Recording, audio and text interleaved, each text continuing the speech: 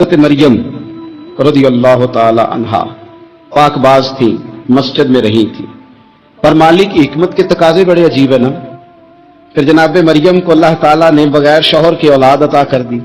یہ بات یہ ایسی تھی، وہ کسی نے کہا تھا کہ مخلوق تو فنکار ہے اس درجہ کے پل بھر میں سنگے در کعبہ سے بھی اسنام تراشے، تم کون ہو کیا چیز ہے داغ کبابی، لوگوں نے تو مریم پہ بھی الزام تراشے۔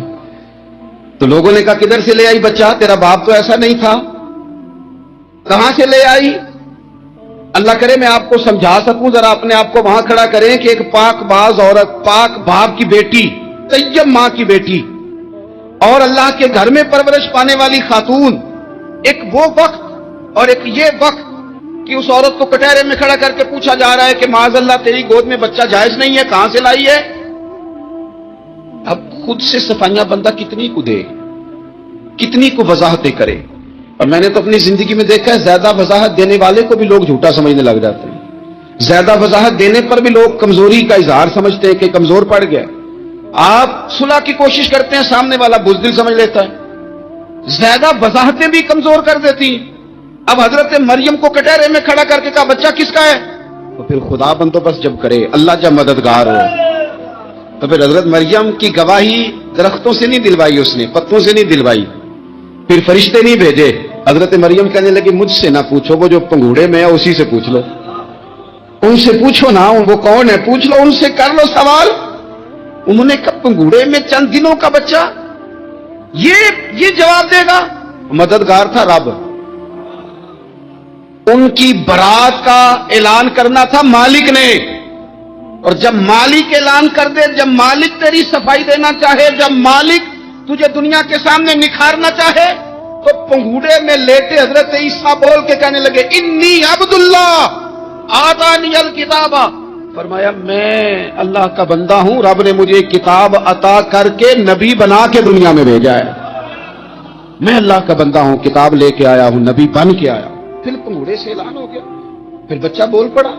اور یہ ایک دفعہ نہیں بات ہوئی، یہ بنی اسرائیل میں ایک جریج نام کے شخص بھی تھے جو نماز پڑھ رہے تھے، بعض نے لکھا ہے نفل نماز تھی، اماں نے پکارا تو آئے نہیں، تو ماں کے منہ سے نکل گیا تو اتنی دیر تک مرے گا نہیں جب تک کسی بے حیا عورت کا منہ نہ دیکھ لے۔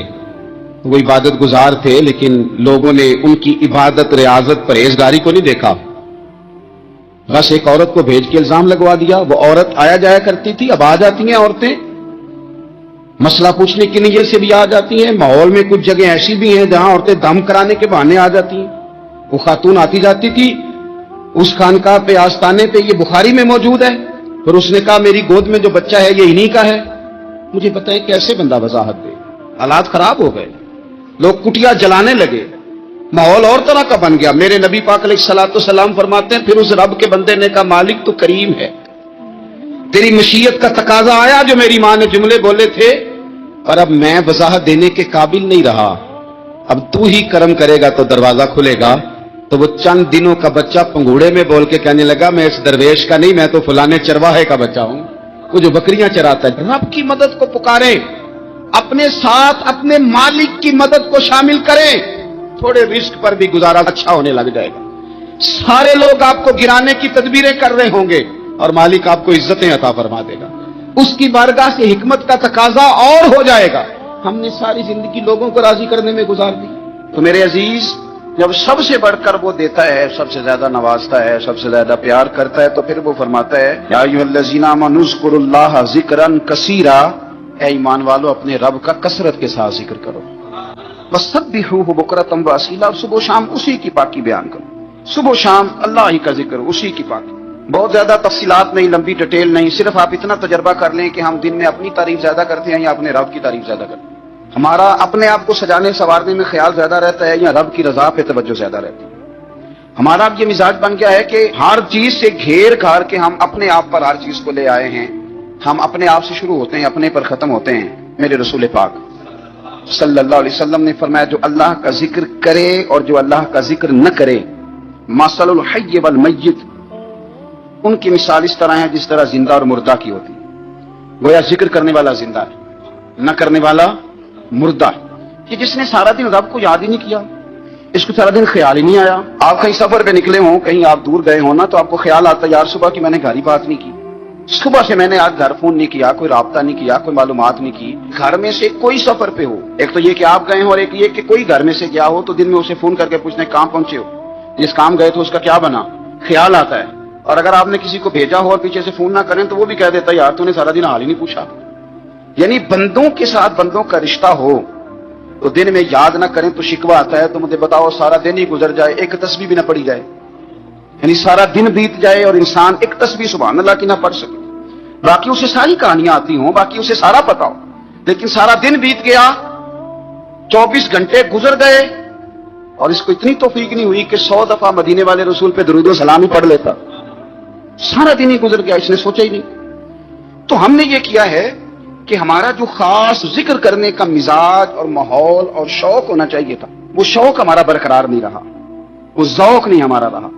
یعنی فارغ بیٹھے لوگ ہیں, بڑی دیر فارغ بیٹھے ہیں, کہتے ہیں جی میں صبح سے فارغ ہوں, بور ہو رہا تھا, کوئی سوارے پڑھ لینا تھا, کچھ تھوڑا سا نا مہربانی کر لینی تھی, کچھ آپ نے ایک تسبیح استغفار کی پڑھ لینی تھی. کس طرح آپ بور ہو گئے, آپ نے سارا دن اللہ کو یاد ہی نہیں کیا, توجہ ہی نہیں فرمائی. اور پھر اگر آپ اللہ کا ذکر کریں اور جس صفاتی نام کے ساتھ آپ اپنے رب کو یاد کر رہے ہیں اس کا معنی سمجھ کے کریں, یا رحمانو یا اللہ, یا رحمان یا رحمان یا رحمان, جب آپ کہیں گے تو پھر عرش کا مالک بڑی رحمت نازل فرمائے. جب آپ کہیں گے یا کریم یا کریم یا کریم, تو پھر وہ کرم کے دروازے کھول دے. آپ کا ایک خاص رنگ ہو. میرے نبی پاک صلی اللہ تعالی علیہ وسلم نے ارشاد فرمایا کہ تم نہ دنیا میں رہ کے مجھ پہ درود و سلام پڑھو, فرمایا قیامت میں جب تمہارا دشوار گزار گھاٹیوں سے گزر ہوگا نا, یہاں تم بیٹھو گے سوکھ کے ساتھ درود پڑھو گے, لیکن فرمایا قیامت والے دن جب تمہیں دشوار گزار اور سخت راستوں سے گزرنا پڑے گا نا, تو دنیا میں سکھ کے ساتھ پڑا ہوا درود و سلام وہاں تمہارے لیے نور بن جائے گا اور تمہیں رستہ دکھائے گا تمہارا درود و سلام, تمہیں ذوق دلائے گا. اور میں نے ایسے لوگ بھی دیکھے دین کے لیے وقت گزارا, لیکن جب بڑھاپے میں دانت کام نہ کرتے تھے تو وقت کے مفتیوں کو بھی مسجدوں کی کمیٹیوں نے کہہ دیا اب آپ کی سمجھ نہیں آتی, ہم نے خطیب کو یور رکھنا ہے, نہ دیکھو دنیا کی طرف, دنیا رلا دیتی ہے, نہ راضی کرو بندوں کو, بندے تھکا دیتے ہیں, نہ پیچھے بھاگو ہر وقت دنیا داروں کے, یہ انسان کو کمزور کر دیتے ہیں. وہ تو کریم ہی بڑا ہے, 2 آنسو زمین پر بعد میں گرتے ہیں, بندے کے گناہ سارے پہلے معاف فرما دیتا ہے. اللہ کی مدد کا حصول, اپنے مالک کی مدد کی طرف بڑھنا, آپ کو بدر کی جنگ بھی یہی درس دے گی, آپ کو احد کا میدان بھی یہی سبق دے گا, فتح مکہ بھی یہی سبق دے گا. میرے دوستو, جب رب مدد فرمائے, جب اللہ مددگار بنے. دوستوں سے ایک بات اکثر کرتا ہوں, میں کہتا ہوں کہ جتنے درد سے آپ امیر کو اپنی کہانی سناتے ہیں نا, اور جس طرح آپ کے آنسو بات کرنے سے پہلے گر جاتے ہیں کہ غریب ہیں, بچیاں ہیں, کاروبار نہیں, او میرے سنگیو, اس سے آدھے آنسو اپنے رب کی بارگاہ میں بکھیرو, اس کے حضور عرض گزار ہو جاؤ, اس سے طلب کرو. ایک وقت انسان پر زندگی میں ایسا آتا ہے کہ اسے یوں محسوس ہوتا ہے کہ میرا سایہ بھی طرح سے پیچھے ہٹ گیا ہے, اسے یوں لگتا ہے کہ میں کسی سہارے پہ ہاتھ ڈالتا ہوں تو وہ بھاگ جاتا ہے مجھ سے. لیکن مالک کی بارگاہ ایسی عظیم بارگاہ ہے, رب رسول کے آستانے اتنے بڑے ہیں کہ آپ جب وہاں کشکول طلب دراز کرتے ہیں تو جھولی پھیلانے میں دیر لگتی ہے, ان کو بھرنے میں تو کوئی دیر نہیں لگتی. ہم نے اپنا سوچ کا قبلہ ہی دنیا کو بنا لیا ہے. یہ جو اللہ والوں کی مدد ہے یہ تو ہے اللہ ہی کی مدد ہے, لیکن یہ جو سیٹھوں کی طرف توجہ کرنا, نوابوں کی طرف توجہ کرنا, دنیا داروں کی طرف توجہ کرنا اور اپنا مزاج اس طرح کا بنا لینا, یارو گردن کو جھکا دیتا ہے خیرات کا پتھر, جہاں میں مانگنے والوں کے سر کبھی اونچے نہیں ہوتے. اور اقبال کہتے ہیں غیرت ہے بڑی چیز جہاں نے تگ و دو میں, پہناتی ہے یہ فقر کو تاج سردارا.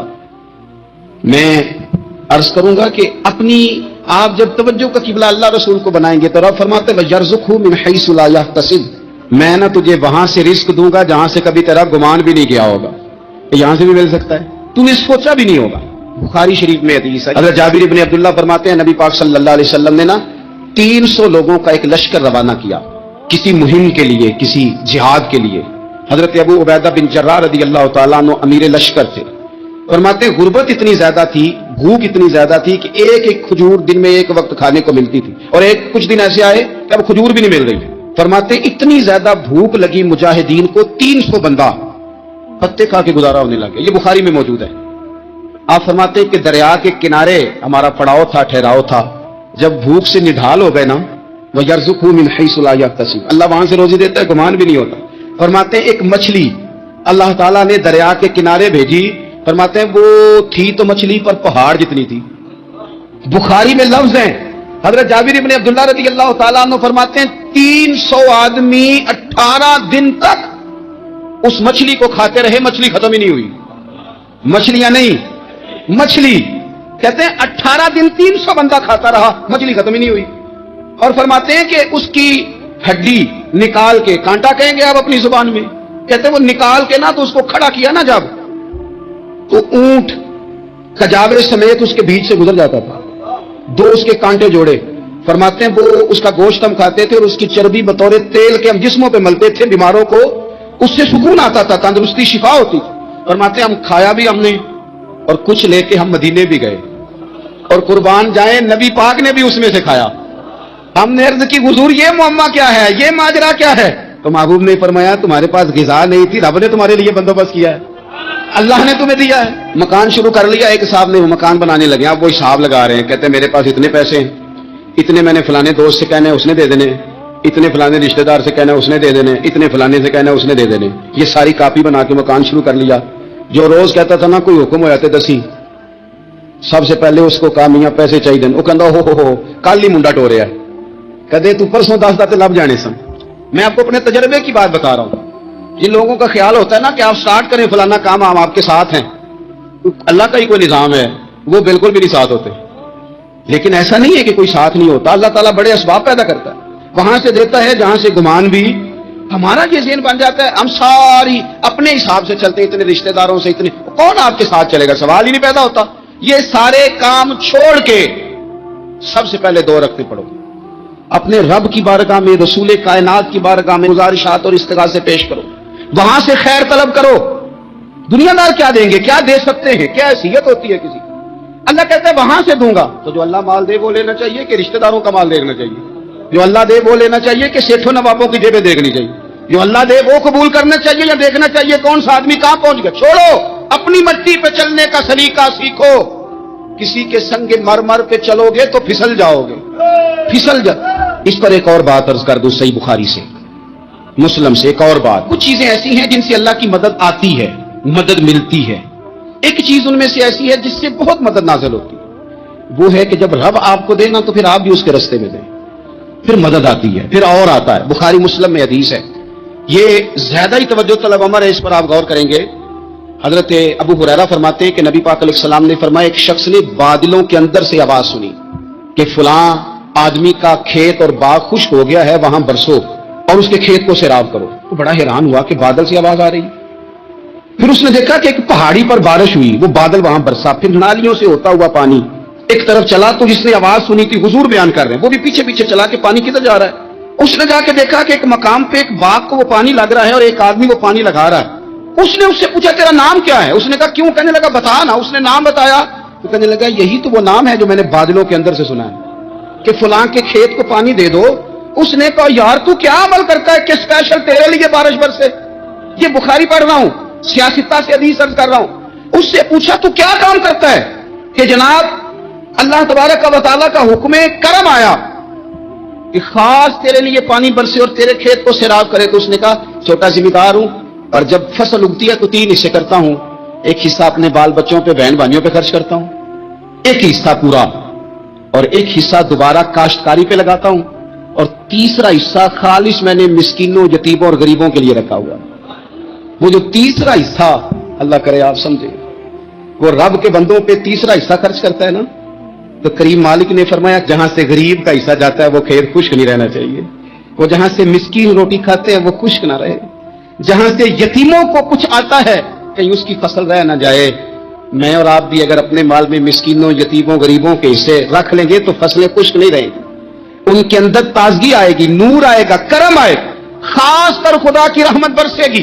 مدد اللہ سے چاہیں، اپنی توجہات کا مرکز رب رسول کی ذات کو بنائیں، پھر آپ محسوس کریں گے کہ بڑی جلدی اللہ تعالیٰ کی مدد آنے لگی ہے.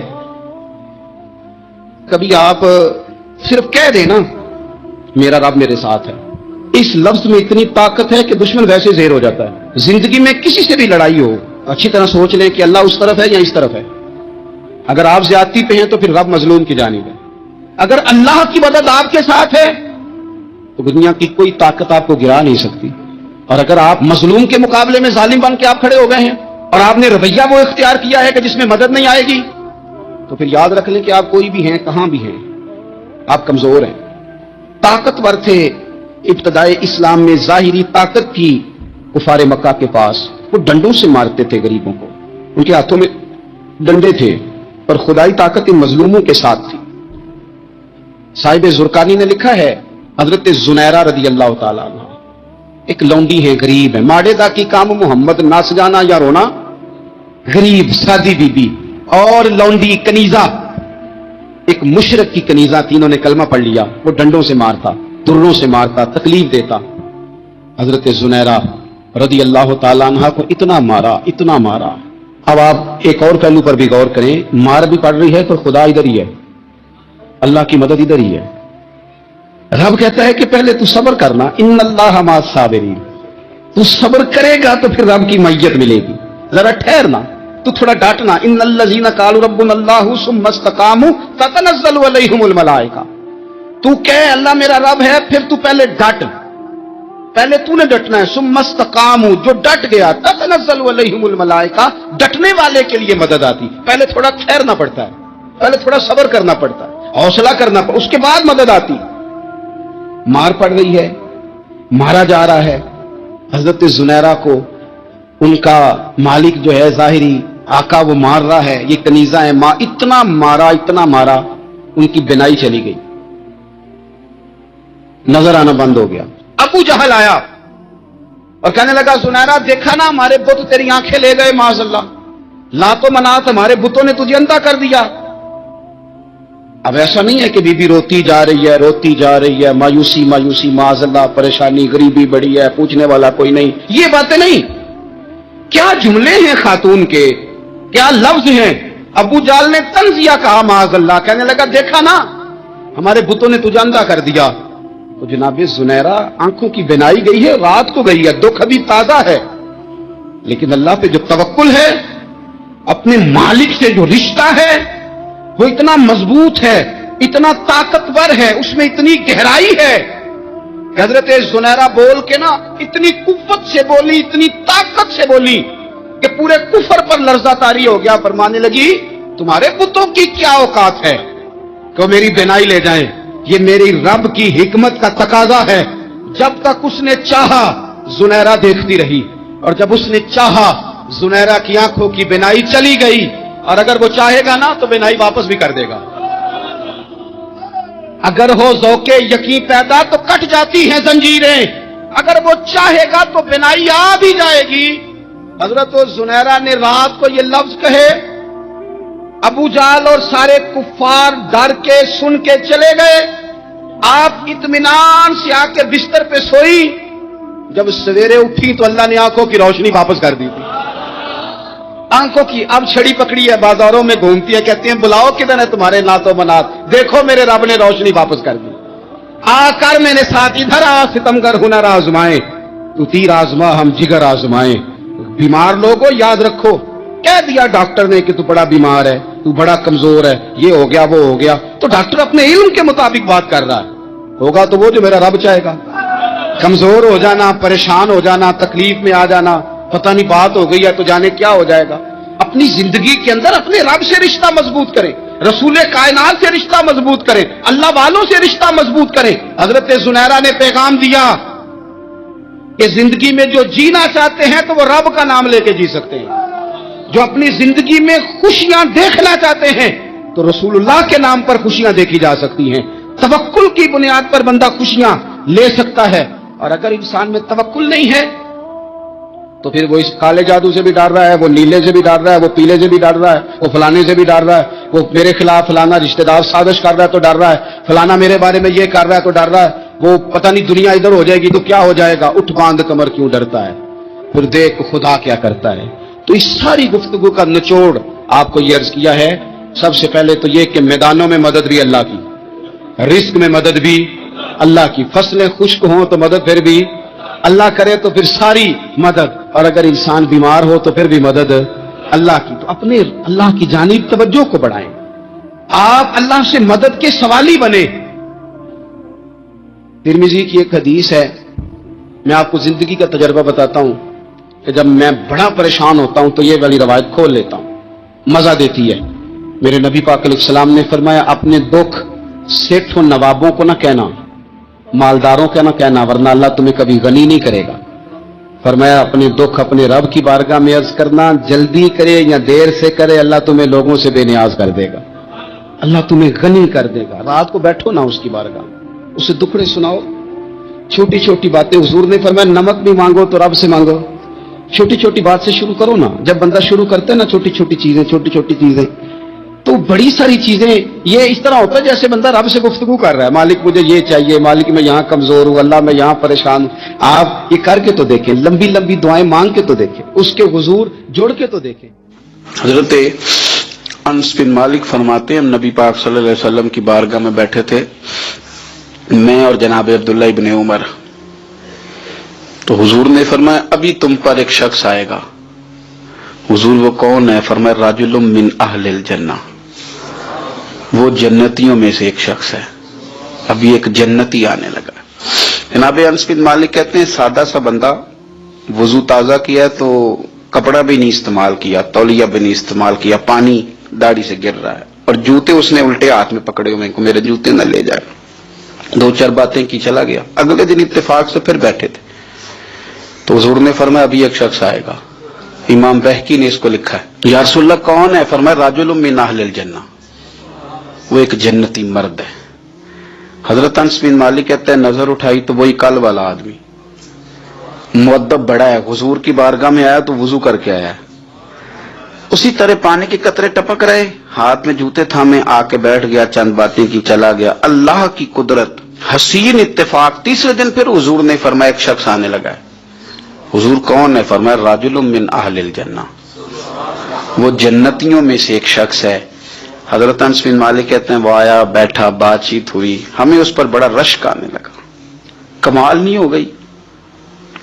حضور تو کسی کو اشارتاً جنتی کہہ دیں تو اس کی موج لگ گئی, تو اسے تو حضور نے 3 دفعہ جنتی کہا. اتنا بڑا اعزاز اس کو ملا ہے. حضرت عبداللہ ابن عمر کہتے ہیں وہ جب باہر نکلا تو میں اس صحابی کے پیچھے ہو گیا. میں نے ان سے گزارش کی کہ اگر آپ مناسب سمجھے تو 3 دن مجھے اپنے گھر میں مہمان نہیں بنا لیتے. تو کہنے لگے بسم اللہ, میں کوئی امیر آدمی نہیں ہوں, روکھی سوکھی کھاؤں گا, آپ بھی کھائیے گا, جس ٹوٹے پھوٹے بستر میں سوؤں گا آپ بھی سوئیے گا. میں اس کے گھر 3 دن اور 3 راتیں مہمان رہا. کیوں؟ میں دیکھنا چاہتا تھا وہ کون سا عمل کرتا ہے جس کی وجہ سے رسول پاک نے 3 دفعہ اسے جنت کی بشارت عطا فرمائی. لیکن حضرت عبداللہ ابن عمر کہتے ہیں ایک تو وہ ضرورت کے وقت بولتا, باقی ٹائم چپ رہتا, اور کوئی خاص عمل نہیں, روٹین کی نماز پڑھتا, وہ روٹین کے وظائف پڑھتا. میں اس سے زیادہ نفل پڑھتا. میں رات کو تہجد کے لیے اٹھ جاتا, وہ سویا ہوتا. ہاں جب وہ کروٹیں بدلتا نا دائیں بائیں تو پھر اس کی زبان پر میں کوئی اللہ کا ذکر سنتا, وہ سویا رہتا. 3 دن 3 راتیں میں رہا. میں نے اسے کہا میں جاؤں. اس نے کہا ٹھیک ہے آپ جائیں, پر میں پوچھ سکتا ہوں کہ آپ نے یہ مہربانی کس تعلق سے کی؟ سوال پیدا ہوتا ہے نا, ایک شخص دور سے آئے تو مہمان بنے سمجھ میں آتا ہے, اور ایک ساتھ والے محلے سے آ کے کہے آپ کے گھر میں 3 دن رہنا ہے. اس کرم نوازی کا سبب پوچھ سکتا ہوں؟ تو جناب عبداللہ ابن عمر کہتے ہیں میں نے اسے کہا بھائی 3 دن تو ہمارے بیٹھے بیٹھے حضور کی بارگاہ میں آیا, اور 3 دن رسول کریم نے تیرے لیے جنت کا اعلان فرمایا. لیکن یار میں 3 دن تیری ٹو میں رہا, میں چاہتا تھا کہ میں بھی وہ خیر والا عمل تجھ سے حاصل کروں, اور میں بھی کروں تاکہ رب کریم میرے اوپر بھی رحمت فرمائے اور حضور میرے بارے میں بھی جنت کا اعلان کریں. پر میں تو سمجھتا ہوں میں تجھ سے زیادہ نفل پڑھتا ہوں, زیادہ صدقات دیتا ہوں, زیادہ خیرات کرتا ہوں, زیادہ وظائف پڑھتا ہوں, تو کون سا ایسا عمل ہے تو بتلا دے. کہتے ہیں وہ خاموش ہو گیا. تھوڑی دیر کے بعد بولا, کہنے لگا آپ بالکل درست کہتے ہیں, میں کوئی لمبے چوڑے عبادتیں ریاضتیں نوافل نہیں پڑھتا, بس اتنی بات ہے کہ صبح و شام اٹھ کے اپنے دل سے پوچھتا ہوں, اللہ کے فضل سے میرے دل میں کسی کے لیے حسد کوئی نہیں, کسی کے لیے بغض کوئی نہیں, یعنی کسی کے لیے عداوت کو. किसी मुसलमान का बैर मैंने अपने दिल में पाल के रखा ही नहीं, मेरा दिल बड़ा साफ है। अब्दुल्ला इब्न उमर फरमाने लगे, उठ कर सीने से लग, समझ आ गई है ये तेरे दिल की सफाई है जिसकी वजह से रसूलों के इमाम ने 3 दफा तेरे लिए जन्नत का ऐलान फरमाया। रसूलों के इमाम सल्लल्लाहु ताला अलैहि वसल्लम ने आपके लिए 3 दफा ऐलान जन्नत फरमाया। इसको साफ रखें, इसके बोझ छुड़ाएं, इसकी मैल खत्म कराएं। क्या जरूरत है लंबी चौड़ी बातें। आप यकीन करें, कोई तलख कलामी किसी बस वाले से हो जाए तो लोग 15 दिन उसको डिस्कस करते हैं, भाई हो गई, वो चला गया, नाम का पता कोई नहीं, अल्लाह जाने कौन था, खत्म हो गई बात, छोड़ दें आप। कुछ मेहमान ऐसे होते हैं कि अगर और भी कुछ है अंदर हो तो वो अंदर नहीं आते, कमरा खाली हो तो आते हैं। तो अगर अंदर बड़ा कुछ पहले ही मौजूद होगा तो रब रसूल कहाँ आएंगे। इसको दिल को साफ करें, अच्छी तरह साफ करें, ताकि जिनका ये डेरा है वो आके अपना डेरा तो संभाले ना। लेकिन हमने बड़ी सारी चीजें पहले से पैदा की हैं, इनको साफ करें, दिल ठंडा रखें और हल्का फुल्का मुस्कुराएं और लोगों के लिए दुआएं करें और लोगों से प्यार करें। ऐसा ना हो कि हम दिल के बोझ लेके मर जाएं।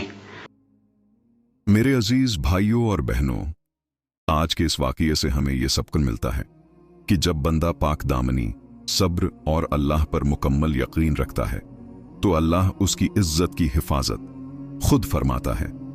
हजरत मरियम अलैहिस्सलाम पर इल्जाम लगाए गए, वो तन्हा कर दी गई, मगर अल्लाह ने एक मोजिजा दिखाया। गहवारे में हजरत ईसा अलैहिस्सलाम को बुलवाया ताकि दुनिया जान ले कि अल्लाह अपने नेक बंदों को कभी रुस्वा नहीं करता। मेरे भाइयों, अगर आज आप भी किसी आजमाइश से गुजर रहे हैं, लोग ताने दे रहे हैं, तो याद रखिए अल्लाह की मदद खामोशी से आती है, मगर फैसला हमेशा हक के हक में होता है। अल्लाह हमें हजरत मरियम अलैहिस्सलाम जैसा सब्र और बॉन्ट हजरत ईसा अलैहिस्सलाम जैसी पाकीज़गी अता फरमाए, आमीन। अगर ये बयान दिल को छू गया हो तो वीडियो को लाइक कीजिए, अपनों के साथ शेयर कीजिए और ऐसे ही रूह को जगा देने वाले बयानों के लिए चैनल को सब्सक्राइब जरूर कीजिए। जज़ाकल्लाह खैर।